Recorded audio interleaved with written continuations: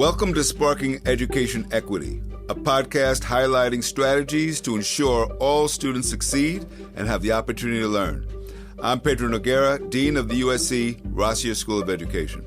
And I'm Louis Friedberg, Director of the Advancing Education Success Initiative and Executive Producer of this podcast. Well, Louis, we just passed 100 days of the Trump presidency, and I thought it's a good time for us to process what we've seen so far.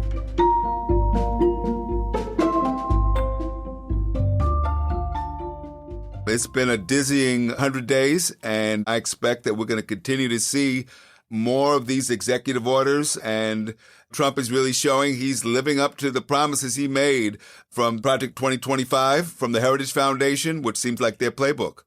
Yeah, what's quite remarkable is that education hardly featured on the presidential campaign trail last year. Trump disavowed Project 2025, but it has emerged as a central focus of the Trump administration. Yeah, and I think it's because education is really at the heart of many of the culture war battles that Trump and some conservatives want to wage in the country. I think, though, they're in the minority position. A lot of the things they're advocating don't really resonate with the majority of Americans, and I think we're going to start to see, and the polls are suggesting, that many Americans don't approve. I think we may start to see more and more resistance. I was encouraged when we interviewed those superintendents from Los Angeles and Denver, Carvalho and Marrero, that they're quite willing to stand up to the administration, particularly to protect children from unlawful entry into schools by the Homeland Security or by ICE. What do you think? What is your thoughts about how people who are in the trenches, who are having to make decisions, how do they stay energized, focused, and not beaten down by what is going on? So I think most education leaders, regardless of their political affiliations, really believe education should be a nonpartisan issue, right? That is that regardless of who's in office, they have a job to do of serving kids, making sure their educational needs are met, making sure they're safe, making sure that schools can respond to those social and psychological needs that children bring with them. And so I think what they're looking for is support. They're looking for politics not to get in the way. And they're looking for leadership that will guide the nation in a way that reinforces and supports public education, because public education really is vital to not just democracy, but to our future. And that's what I think leaders want, is they want leadership in Washington that provides support in carrying out this important work. I think it's often possible to really lose sight of the fact that while all this noise is going on and potential attacks on our schools from Washington every day, millions of students are showing up at the schoolhouse door, and many more in preschools and many more in higher ed. And educators have to serve those kids regardless, and have to keep pushing forward at a time when, certainly here in California, but elsewhere, they are dealing with budget crises and absenteeism is still too high. Post-pandemic, we haven't totally gotten out from that shadow. So it seems like it takes some compartmentalization between what's going on in the larger landscape and dealing with these kids on a daily basis. And let me ask you, do you think it's possible to compartmentalize? You know, I think it's going to become increasingly difficult. I think the two words that I would say I hear most often from education leaders about the current climate is chaos and confusion. Those are the politics of the Trump administration. What you don't hear is the emergence of a coherent policy aimed at making education in this country better. I think it's so ironic that Make America Great does not include making it great in education. There's no strategy for doing that. Instead, what we hear are culture wars. We hear attacks against things like DEI. We hear about raids from ICE. We don't hear about strategies for improving education, which is such a departure from both Republican and Democratic administrations in the past. Even when I was a critic of the Bush administration and the Obama administration, at least I had to say they were trying to do something to improve education. You can't say this at all about the Trump administration. They are really making the job for education leaders that much more difficult. And as you said already, their job, education leaders, have to contend with keeping schools safe, meeting educational needs, and doing it in this climate is, I think, becoming more and more difficult. What I see is that the entire Trump agenda around education is informed by an extreme hostility to public schools in general. The view is that schools have become indoctrination machines. I mean, I can't think of any initiatives that actually speak to what is going on in the classroom, to support teachers, to really focus on how kids succeed. All the initiatives are around ideological, cultural issues. That's a problem when you're trying to teach in that kind of political environment. And I'm afraid it's going to get worse. Just last week, Trump unveiled his budget, and it calls for deep cuts in the education budget, which are going to go to Title I, which is used to fund Head Start and to support children in poverty. Fortunately, that budget has to be approved by Congress, and Congress is already saying, and this is the Republicans in Congress, they're going to run into trouble because in many rural states, the funds used to support poor kids result in meals being served, childcare for families with low incomes. They cannot go back to the constituents and say, we took away your child care and your kids won't be eating at school anymore. This is going to be a real political problem, I think, for Trump with his own party, because they have to answer to their constituents in a year from now. So I think we're going to see more resistance. At least that's my hope. One of the things that happened in the last couple of weeks, as you well know, is that Mark Zuckerberg and his wife, Dr. Priscilla Chan, they started this private school in 2016 in East Palo Alto, very poor enclave in Silicon Valley. And this was a very impressive school. All the bells and whistles, everything you would expect and hope for from a school. The Zuckerbergs decided just to abandon the school, and they're going to be closing the school next year. Public schools can't just shut their doors and send the kids somewhere else. Say, well, we tried, we're done. Same thing with charter schools. Charter schools can close, and then the public schools, the regular public schools, have to address those kids' needs regardless of what happens. Our public schools are probably our most stable institutions in the country. And that stability is important because it means that for kids who lack stability in their lives, who don't have stable housing, who don't have stable parents, at least they know school is a place where there will be a teacher, where they will be safe, where there'll be heat in the building, where there'll be a meal. This is not something we should take for granted. This is a critical part of the social safety net for children in this country. And, you know, the sad thing is when you see the Zuckerbergs just abandoned, it's not because they ran out of money. It's because it's no longer a priority for them. It's a reflection of the kind of whimsical thinking, the faddish approach to philanthropy that we're seeing from some tech companies and some tech titans. You know, someone pointed out, Elon Musk, where's his philanthropy? What has he ever given back despite being so wealthy? And I thought Zuckerberg's might be different, but their abandoning of a school in East Palo Alto, such a poor community in Silicon Valley, you know, it couldn't be because of lack of money. It's about lack of commitment. So our public schools don't have that ability, as you pointed out, Louis. They have a responsibility. They are charged with serving all children. And that includes the homeless. That includes the undocumented. Right now, the courts have said all children have a right to an education. And that's why educational leaders have to be able to withstand and cut through the politics to do the work. And although it's challenging in this environment, we had an event here recently at USC where we heard from women leaders who are superintendents throughout the state of California who are doing just that. Many of them are faced with hostility from their boards, faced with difficult political environment, but they're still doing the work because that's what they signed up for. And they don't do it because they think they can get rich or famous. They do it because of a deep commitment to children. And that's what I think makes educational leadership so different than the leadership we see in Washington, much less from the tech titans in Silicon Valley. I'll just note that I found this letter that Zuckerberg wrote to his daughter when she was born, right before the school opened. And it was a very moving and I think profound letter. One of the things he said, if we're going to affect change, we have to hang in there for the long term, 10, 20, 30 years. Change is difficult.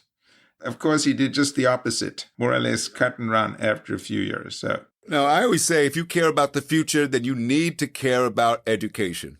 You need to make sure that our children are being well prepared to face the challenges they're going to inherit as adults. That's why this lack of commitment to education is really a reflection of very short-term thinking on the part of Trump and his allies. They just care about immediately making a buck. They're not showing this interest in investing in children. And I hope that parents and others will stand up and see it for what it is, an attempt to really shortchange children. And, we will suffer the consequences. Our children are our future workers, our future taxpayers. They are our future. And so anybody who cares about the future needs to care about the actions of the administration and how they're impacting the education of our students. And if I can just share with you something that happened last week, I've been following a school district here in the Bay Area, the West Contra Costa Unified School District. Richmond is the largest community in the district. Pedro, you're very familiar with it. Very familiar. I know the district. I knew what it was called, the Richmond Unified School District. They changed the name to West Contra Costa. One of the unfortunate distinctions they had was they were the first district in California to get a state bailout, and they were under state supervision for many years. Last few years, they've been fighting potential insolvency in another state takeover. I'm pleased to say that the district has been clawing itself out from this predicament, and they now appear to have at least forestalled that possibility of a state takeover for at least the next couple of years. I was at the school board meeting, and then the last item on the agenda, the superintendent announces that she had just gotten a letter the day before from the U.S. Department of Education saying this $4.2 million grant that they had gotten to place mental health interns, counselors in schools as a way to grow the school mental health professional workforce. And of course, we know that kids need mental health support. But the Department of Education said this program was no longer priority of the administration, and so they were cutting the whole thing from 5-year grant to 1-year grant. So instead of $4.2 million, the district will get $600,000. Wow. There were 46 similar grants across the country. And then the same time, and this hardly got any publicity, the administration cut $1 billion in other mental health programs that were, in fact, part of legislation that was approved by Congress in 2022 after the Uvalde, Texas school massacre. They just cut $1 billion, a real attack on mental health because, again, they're saying it's under the guise DEI, diversity, and so on. Yeah, I mean, what's disturbing about this is we are in the midst of a mental health crisis facing young people. The number of students who are reporting depression, anxiety, suicidal ideation, and actual suicidal attempts has just gone up dramatically since the pandemic. And schools are often the first place to encounter these students, but you can't expect a teacher to be a psychologist or a social worker. You need trained professionals coming in who can reinforce the school and provide critical services to our students. So this is a life or death issue. And, again, the Trump administration offers no rationale for why they made these cuts. And the public needs to demand accountability because the lives of children are at stake. A number of school districts have, gotten rid of cell phones, banned cell phones because they believe, and I think rightfully so, that this may be contributing to the mental health crisis. I think it goes beyond cell phones. I think it's the fact that kids are worried about their future. They're worried about climate change. They're concerned about their schools being shut up. These are real issues impacting children. So to take away critical services at this time is heartless. And I think it really reveals a lot about the orientation of the Trump administration toward families. It's so ironic because, Trump speaks to Moms for Liberty and calls them a critical organization. But if Moms for Liberty are willing to be silent in the face of these cuts, then you have to question what their orientation is, what their politics are, and why. Why would safety and the well-being of children not be at the forefront of an issue that they are concerned about? When you think about schools and government, I know the right wing and Trump himself has often referred to public schools as government schools. Well, they are government institutions, mainly supported by local communities and states.